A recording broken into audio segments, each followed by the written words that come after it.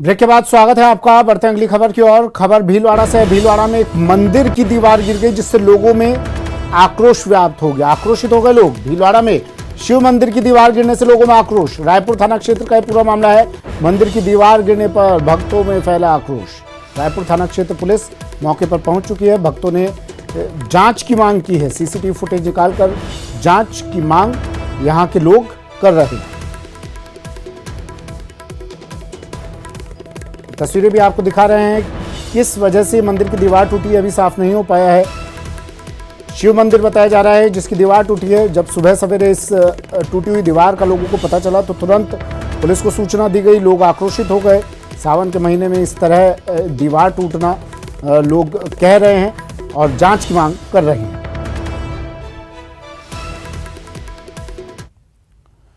बाड़मेर जिले के शिव थाना क्षेत्र के राजबेरा इलाके में एक निजी बस और कार में जोरदार टक्कर हो गई। हादसे में कार चालक सहित एक महिला की मौत हो गई। वहीं 2 अन्य महिलाएं गंभीर रूप से घायल हो गई।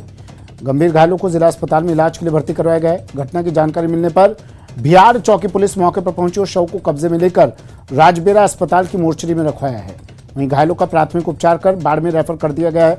पुलिस ने मृतक के परिजनों को सूचना देकर जांच शुरू कर दी है। दोनों क्षतिग्रस्त वाहनों को कब्जे में लेकर जांच शुरू कर दी गई है।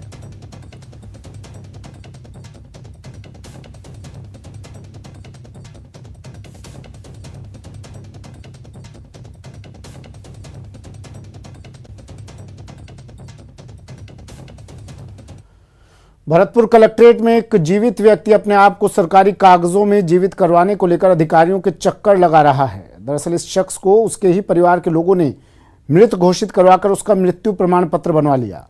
साथ ही संपत्ति को भी हड़प लिया। ये मामला सेवर थाना क्षेत्र के श्रीनगर गांव का है, जहां का रहने वाला महेश चंद गुर्जर प्रार्थना पत्र लेकर अतिरिक्त जिला कलेक्टर के पास पहुंचा, जहां उसने अतिरिक्त जिला कलेक्टर बीना महावर को ज्ञापन दिया। इस ज्ञापन के जरिए महेश चंद ने इस मामले में जांच कर दोषी व्यक्तियों के खिलाफ कार्रवाई की मांग की है।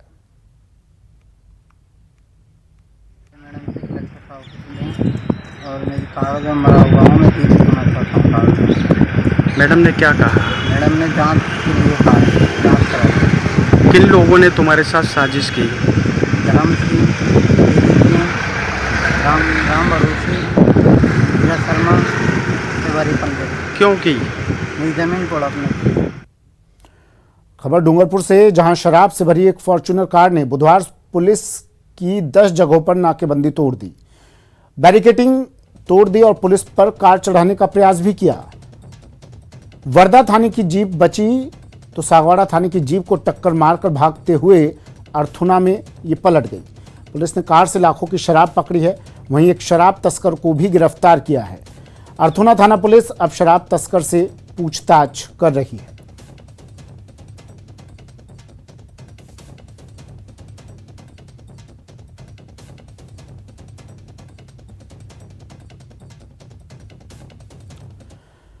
कोटपुतली में चोरी की वारदातों का सिलसिला थम नहीं रहा है।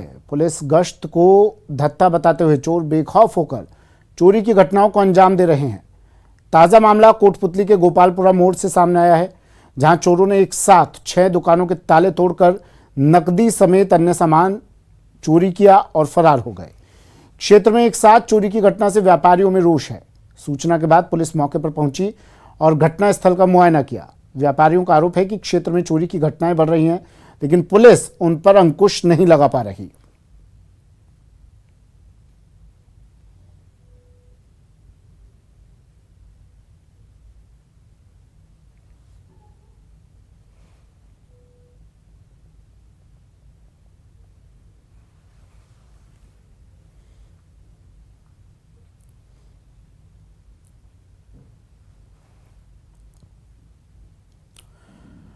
और अब बात दौसा की, जहां पुलिस की स्पेशल टीम ने जयपुर में लड़की को गोली मारकर फरार हुए आरोपी को पकड़ लिया है। दरअसल दौसा पुलिस को खबर मिली थी कि आरोपी बंटी लड़की को गोली मारकर दौसा की ओर फरार हो गया, जिसके बाद पुलिस की स्पेशल टीम ने बालाजी मोड़ के पास आरोपी को डिटेन किया और पीछा करके आ रही सांगानेर पुलिस के हवाले कर दिया। बताया जा रहा है कि लड़की को गोली मारने वाला आरोपी उसका एक्स बॉयफ्रेंड था और मध्य प्रदेश का रहने वाला है। वहीं लड़की दौसा जिले के मंडावर इलाके की रहने वाली है और जयपुर में काम करती है। फिलहाल आरोपी को जयपुर पुलिस ने हिरासत में ले लिया है और पूछताछ की जा रही है।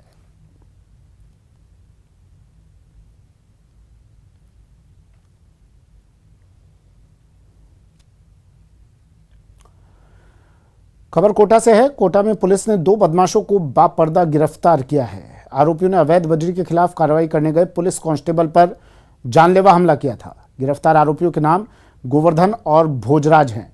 पुलिस ने इन आरोपियों को घाटोली के घने जंगलों से गिरफ्तार किया है। इस मामले में अन्य आरोपी अभी भी फरार चल रहे हैं, जिनकी पुलिस तलाश कर रही है।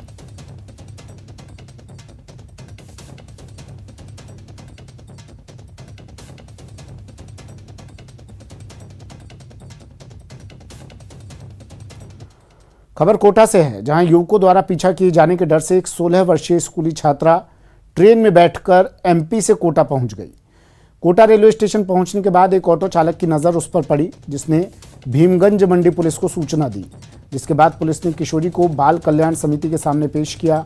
समिति ने नाबालिग को बालिका गृह में अस्थायी आश्रय दिया और उसके परिजनों को सूचना दी, जिसके बाद किशोरी के माता पिता कोटा पहुंचे।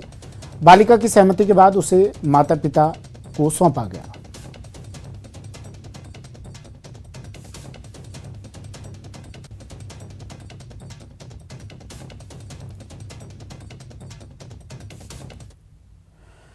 जिला परिषद सीईओ ममता तिवारी ने कोटा की ग्राम पंचायतों में चल रहे विकास कार्यों का औचक निरीक्षण किया। इस दौरान घटिया निर्माण, अनियमितता और घोटाले की भारी आशंकाओं को देख सीईओ ने नाराजगी जाहिर की और चेचट ग्राम पंचायत के ग्राम विकास अधिकारी को निलंबित कर दिया। वहीं जेटीए और सरपंच के खिलाफ वसूली की कार्रवाई के निर्देश दिए।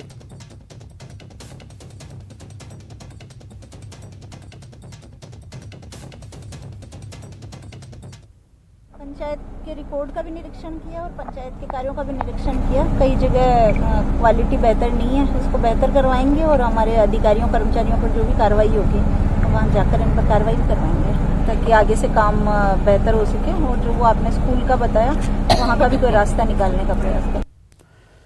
चित्तौड़गढ़ के निम्बाहेड़ा उपखंड के फाचर अहिरान गांव के ग्रामीण एक बंदर के आतंक से परेशान हैं।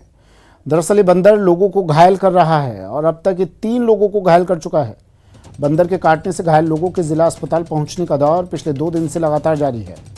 ग्रामीणों का कहना है कि इस संबंध में उन्होंने पशु चिकित्सा अधिकारी और वन विभाग के अधिकारियों को सूचित किया है, लेकिन कहीं से उसे मदद नहीं मिल रही है।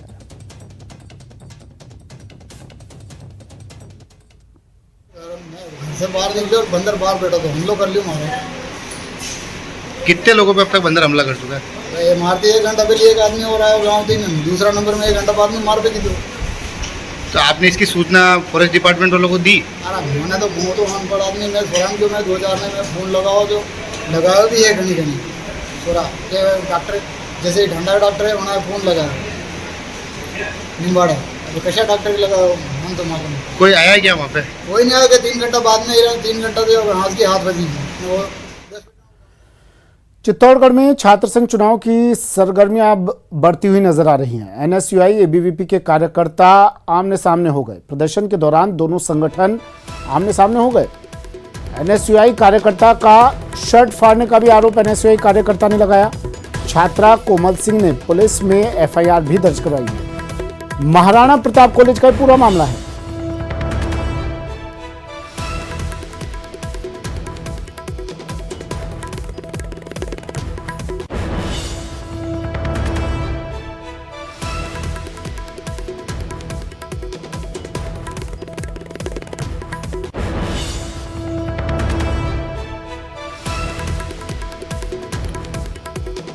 महाराणा प्रताप कॉलेज का पूरा मामला अब छात्र संघ चुनाव की सरगर्मियां, और जब सरगर्मियां बढ़ती हैं चुनाव की, छात्र संघ चुनाव की, तो कुछ ऐसी ही तस्वीरों से अंदाज़ा लगाया जाता है कि हाँ चुनाव नज़दीक है। कभी पुलिस को बल प्रयोग करना पड़ता है इन छात्रों को रोकने के लिए, और अब दोनों संगठन आमने सामने हो गए, प्रदर्शन कर रहे थे, आमने सामने हो गए। पुलिस में मामला दर्ज करवाया गया। एनएसयूआई कार्यकर्ता ने शर्ट फाड़ने का आरोप लगाया और पुलिस में मामला दर्ज करवाया। छात्रा कोमल सिंह है जिसने एफआईआर दर्ज करवाई है पुलिस ने। छात्र संघ चुनाव की सरगर्मियां इन तस्वीरों के जरिए अंदाजा लगाई। जयपुर में भी छात्र संघ चुनाव की सरगर्मियां बढ़ गई हैं। हरिदेव जोशी पत्रकारिता विश्वविद्यालय में झड़प हुई। देखिए, सरगर्मी बढ़ी, सरगर्मियों से अंदाज़ा ये लगाया जाता है कि छात्रों के बीच ये लोग जा रहे होंगे, अपना मोटो बता रहे होंगे कि किस तरह से कॉलेज को विकास के रास्ते पर लेके जाएंगे, किस तरह से छात्रों की समस्याओं को दूर करेंगे। लेकिन नहीं, ऐसा कुछ नहीं है। सरगर्मियां बढ़ी तो इनकी झड़पें बढ़ी। विश्वविद्यालय में दो छात्र गुट आपस में भिड़ गए। एबीवीपी और एनएसयूआई आमने सामने आ गए। मामला क्या था? पोस्टर का मामला था। पोस्टर लगा दिया जिससे नाराज ये दोनों गुट आमने सामने हो गए। पोस्टर हटाने को लेकर दोनों में झड़प हो गई। छात्र संघ चुनाव का बिगुल बजने के साथ साथ ही हरिदेव जोशी पत्रकारिता विश्वविद्यालय के अंदर दो छात्र गुटों के बीच में झड़प का मामला सामने आया। इस वक्त हम लोग मौजूद हैं हरिदेव जोशी पत्रकारिता विश्वविद्यालय में, जहां पर इस शिक्षा के मंदिर में जो बच्चे यहां पढ़ने आए थे, लेकिन छात्र संघ चुनाव की सरगर्मियां हैं तो दो छात्र गुटों के बीच में जो है आपसी विवाद को लेकर के झड़प हुई। क्या मामला था, हम जानने की कोशिश करते हैं। भैया क्या नाम है आपका? मेरा नाम मनीष चौधरी है। क्या देखा मनीष जी आपने, क्या घटना हुई है? देखिए, घटना इस तरह कोई बात को लेकर आपस में वाद विवाद होने लगा। पहले बातचीत हो रही थी, उसको लेकर बाद में फिर हाथापाई होने लगी, एक दूसरे की शर्ट को पकड़ने लगे। तो उस तरह की फिर गतिविधियां बढ़ने लगी, भीड़ इकट्ठा होने लगी। इस तरह का माहौल फिर बढ़ने लगा। यहाँ पे शांत करने का प्रयास किया, काफी बहुत करीब 10-15 मिनट में जाके शांत हुए दोनों जो पक्ष हैं। और काफी हमने उनसे गुजारिश भी की कि इस तरह की लड़ाई झगड़ा विश्वविद्यालय का माहौल खराब होता है और एग्जाम भी चल रहे हैं यहाँ पे। अच्छा मैडम, आप बताइए आपने क्या देखा यहाँ पर, क्या घटना हुई? मैंने तो सुना, देखा भी था। दोनों आपस में गर्मा गर्म लाल मतलब एक दूसरे की लगी हुई थी, ज्यादा राजू के लगी हुई है। लेकिन है ना, राजनीति में आते हैं तो कीचड़ उछलता है। तो अगर अभी प्रयास कर रहा है, गाड़ी से कर रहा है, कैसे भी कर रहा है ना, तो उस पर कीचड़ तो राजनीति के साथ वो लड़कियों को लेके घूमता है, लड़कियों को गाड़ी में लेके घुमा के वोट लेना चाहता है। तो ये कोई मुद्दा भी नहीं होता है, इसमें गुस्सा भी नहीं होना चाहिए अभी को। ऐसे राजनीति में कई आप बताइए भैया, क्या नाम है आपका? अशोक नाम है मेरा। क्या देखा अशोक जी आपने? आपस में पहले बात कर रहे थे, लोग आपस में बात कर रहे थे तो हाथापाई वगैरह हो गई इनके आपस में। फिर एक दूसरे के देने लग गए। फिर हम लोगों ने सबने इन्होंने छुड़वा दिया यहाँ पे। और अभी मैडम ने इनको बुलाया है वहाँ पे, अभी ऊपर बुला रखा है दोनों को। अच्छा, दोनों छात्र गुटों? हाँ, दोनों छात्र गुटों को। पुलिस को भी सूचना दी गई? पुलिस को कोई सूचना नहीं दी अभी।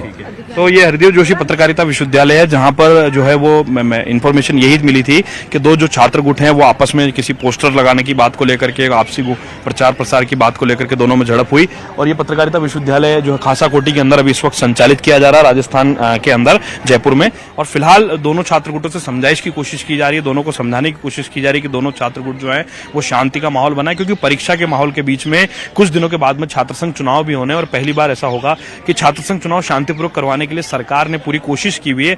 मगर जो है छात्र संघ चुनाव के बीच में इस तरह की सरगर्मियों से, इस तरह की खबरों से लगातार विश्वविद्यालय के अंदर शैक्षणिक माहौल भी खराब होता हुआ नजर आ रहा है।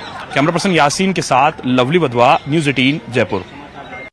खबर बारा से है। बारा में मंगलवार को नगर परिषद द्वारा आयोजित हुए प्रशासन शहरों के संघ शिविर में उच्च अधिकारियों के नहीं पहुंचने और लोगों के काम नहीं होने से नाराज होकर शिविर के दौरान लोगों ने न केवल धरना दिया बल्कि हनुमान चालीसा का पाठ भी शुरू कर दिया। दरअसल मंगलवार को नगर परिषद द्वारा राज्य सरकार के निर्देश पर चलाए जा रहे प्रशासन शहरों के संघ शिविर का आयोजन किया गया था। शहर के वार्ड नंबर 8 और 9 के लिए जानकी फोर्ट गार्डन में शिविर का आयोजन किया गया था, लेकिन शिविर के दौरान नगर परिषद के इक्के दुक्के कर्मचारी ही मौके पर पहुंचे। इस दौरान उच्च अधिकारी शिविर से नदारद रहे, जिसके चलते यहां आए लोगों के काम तक नहीं हुए।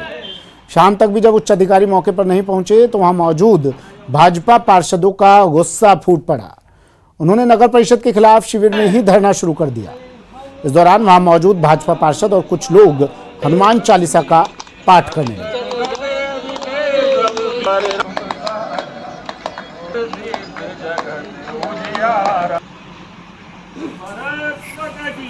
वार्ड नंबर 8 और 11 का प्रशासन शहर के संग शिविर रखा गया था जानकी फोर्ट गार्डन में, ताकि पब्लिक की समस्याओं का समाधान हो सके और पट्टे जारी हो सके। लेकिन यहाँ पर सवेरे 10 बजे से हम खुद यहाँ पर मौजूद हैं, ना तो कोई अधिकारी है और ना ही कोई सुनवाई करने के लिए कोई यहाँ पर कोई बैठा रखा है नगर परिषद में, प्रशासन ने। मैं सुबह से यहाँ हूँ, मेरे वार्ड से कई लोग यहाँ आए, किसी की फाइल थी, किसी का क्या था, किसी को पट्टे बनाने थे, लेकिन यहाँ कोई काम नहीं हुआ, सारे निराश लौटे हैं। उसके प्रोसेस के चक्कर में आया था, मैंने कहाँ तक पहुँची या नहीं पहुँची। और हमारे मकान के चारों तरफ पानी भरा हुआ है, जो हमने बताया भी था, 26 तारीख को अवगत कराया था, रिंकल जी गुप्ता आयुक्त थे उनको, तो उस समस्या का भी निराकरण नहीं हुआ। भाजपा प्रदेशाध्यक्ष सतीश पूनिया के बाड़मेर दौरे के बाद बीजेपी के जिला अध्यक्ष के बदलने की सुगबुगाहट तेज हो गई है। दरअसल सतीश पूनिया ने क्षेत्रीय युवक संघ के संरक्षक भगवान सिंह रोल साहब सर से अचानक बंद कमरे में मुलाकात की और यही मुलाकात इस बात की ओर इशारा करती है कि संभवतः जिला अध्यक्ष बदलने को लेकर पार्टी अपना मन बना चुकी है और अगला जिला अध्यक्ष भी राजपूत समाज से बनाकर पिछले विधानसभा में राजपूत समाज की भाजपा से नाराजगी को विधानसभा चुनाव में राजपूत समाज की भाजपा से नाराजगी को दूर करने की कोशिश की जा सकती है।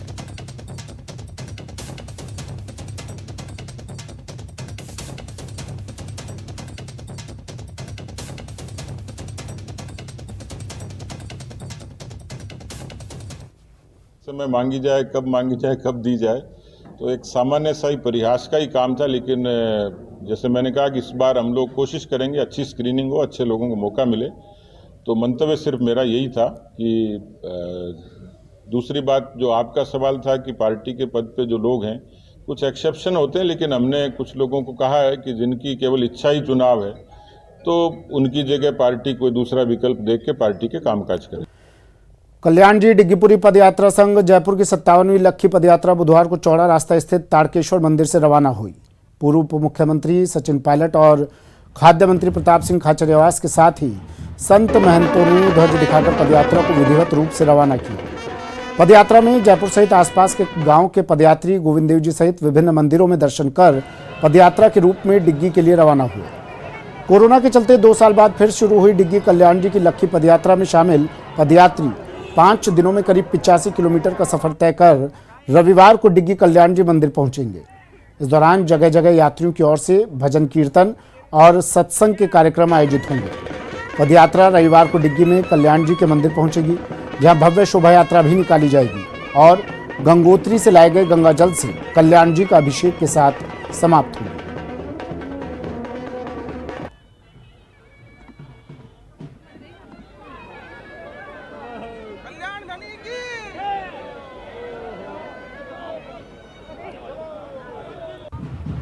इस यात्रा के माध्यम से देश और प्रदेश में एकजुटता का, मानवता का, प्रेम का, भाईचारे का संदेश जाना चाहिए। ऐसा चमत्कार इस देश में है और सावन का महीना है, ये पुण्य का महीना है। इस महीने में हर व्यक्ति आपको इन यात्राओं में पैदल चलता मिलेगा और सब जगह लोग दुकान लगाकर सब चीज खिलाते पिलाते हैं और सब व्यवस्था जनता के द्वारा होती है। ये हमारी आस्था का प्रतीक।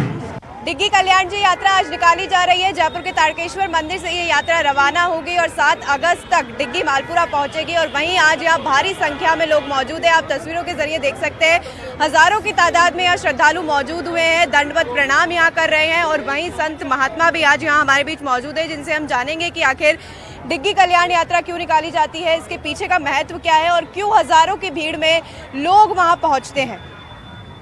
देखिए, परंपरा से जो डिग्गी में कल्याण जी का जो स्थान है, वहाँ भगवान विष्णु की चतुर्भुज रूप जो प्रतिमा है उसकी वहाँ उपासना होती है और विष्णु पालक शक्ति हैं। और इस श्रावण मास में भी वहाँ लोग काफ़ी एकत्रित होते हैं, क्योंकि श्रावण मास की कई सारी बातें हैं जिनमें भगवान शिव की और भगवान विष्णु की उपासना विशेष रूप से करने का विधान रहा है। तो अब 57 वर्ष इस डिग्गी की जो कल्याण जी की जो पदयात्रा है वो प्रारंभ हो चुका है। तो यहाँ लोग पहले शुरू में कुछ 2-4 लोग जाते थे, पर यह है कि कालांतर में कुछ लोगों ने इसमें विशेष रुचि ली। उसमें एक रामेश्वर जी लोहे वाले थे, उन्होंने इसको पदयात्रा का एक सामूहिक रूप से ले जाने का वो क्रम शुरू किया, जिसमें शुरू में कुछ 5, 10, 15 लोग ही थे, लेकिन आज ये लाखों लोगों की जो है स्थितियाँ देखने में आ रही है। तो ये वस्तुतः हमारे यहाँ शरीर के तप कहे गए जो यात्राएं हैं, पद यात्राएं हैं। भगवान का दर्शन करके लोग कई बार तो अपने किसी कार्य के लिए, अपने किसी विषय के लिए वो यात्राएं करते हैं और कुछ लोग जो है भगवान की प्रसन्नता के लिए यात्राएं करते हैं। तो इसलिए ये जो पद यात्राएं इस समय की जा रही हैं ये बड़ी जो है दर्शनीय है और मैं आज इस अवसर पर सभी के मंगल की कामना करता हूँ। भगवान कल्याण जी उनका मनोरथ पूरा करें। जी देखिए, कहा जाता है कि भगवान की इस यात्रा में जो है लोग इसलिए भी शामिल होते हैं क्योंकि भगवान हर रोग से मुक्ति दिलाते हैं। इस वजह से हजारों श्रद्धालु वहाँ पहुँचते हैं और वहीं मैं आपको श्रद्धालुओं के बीच लेके चलूंगी, जहाँ हम जानेंगे कि आखिर कितने वर्षों से वो लोग जा रहे हैं और इस यात्रा को वो क्यों कर रहे हैं। आप देख सकते हैं तस्वीरों के जरिए दंडवत प्रणाम यहाँ किया जा रहा है, महिलाएं भी दंडवत प्रणाम यहाँ कर रही है और काफ़ी संख्या में महिलाएं भी यहाँ पर मौजूद है। हम बातचीत करेंगे यात्रियों से कि आखिर आखिर वो यहाँ पर क्यों आए हैं और क्या उनकी मनोकामनाएं हैं और डिग्गी की यात्रा वो क्यों करते हैं। सर, डिग्गी कल्याण यात्रा में आज आप शामिल हुए हैं, क्या मान्यता है इसकी और कब से आप जा रहे हैं? मैं काफ़ी दिनों से जा रहा हूँ इसमें और भगवान की आस्था सभी में होती है जी। और सभी भगवान कल्याण वाला सबकी आस्था मनोकामना पूरी करते हैं। जी जी, देखिए वहीं NH8 जो हाईवे है वहाँ पर भी सब बड़े वाहनों की आवाजाही पर रोक लगा दी गई है, जिससे यात्रियों को किसी भी तरीके की परेशानी ना हो। हर जगह खाने पीने के इंतजाम किए गए हैं। और वहीं मैं आपको बता दूं कि ये डिग्गी कल्याण यात्रा जो है 57वीं यात्रा जयपुर से निकाली जा रही है और काफी तादाद में लोग यहाँ पर मौजूद है। तस्वीरों के जरिए आप लगातार देख सकते हैं और यहाँ पर जो है हरी झंडी दिखाकर यात्रा को रवाना कर दिया गया है और आप देख सकते हैं कैसे बैंड बाजे यहाँ पर सब मौजूद है। काफी संख्या में लोग यहाँ पे मौजूद है, महिलाएं, बच्चे, बुजुर्ग, पुरुष सब यहाँ पर आए हैं। और वहीं प्रशासन का भी यहाँ पे सख्त जाब्ता है। चप्पे चप्पे पर हमें पुलिस दिखाई दे रही है, हर चौराहे पर पुलिस है और ट्रैफिक पूरी तरफ से जो है डाइवर्ट कर दिया गया है। वहीं हम प्रशासन से भी पूछेंगे कि क्या कुछ जाब्ता किया गया है। सर, आज क्या कुछ जाब्ता प्रशासन की तरफ से किया गया है? बढ़िया जाब्ता लगा रखा है जी, क्या कुछ हर जगह ट्रैफिक डाइवर्ट किया गया है? और ट्रैफिक को डाइवर्ट कर रखा है और यात्री की सुविधा के लिए बिल्कुल बढ़िया होगा। जी, देखिए वहीं प्रशासन का भी कहना है कि पूरी तरह से जाब्ता किया हुआ है। हर जगह पुलिस की चप्पे चप्पे पर पाबंदी है ताकि कोई भी दुर्घटना ना हो और हर दुर्घटना का सामना किया जा सके। और वहीं भारी भीड़ यहाँ पर हमें दिखाई दे रही है। इसी के साथ मैं महिमा जैन, कैमरामैन मानसिंह के साथ, न्यूज़ 18 राजस्थान, जयपुर। चलिए फिलहाल इतना ही, दीजिए इजाजत, नमस्कार।